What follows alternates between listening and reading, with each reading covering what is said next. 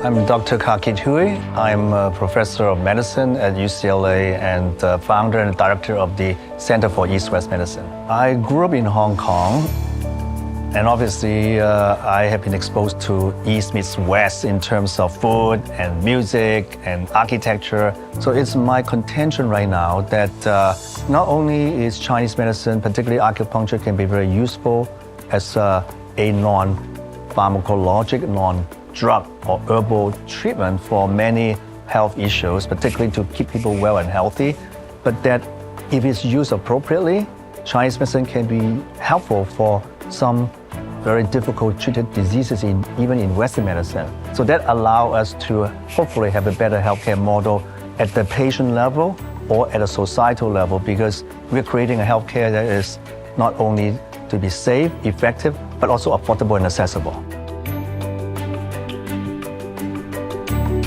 Given what we have been able to create at UCLA, I thought that it would be very helpful to work with a non-governmental charity organization like TIMA that already have all the ingredients of helping people, educating people, being humanistic.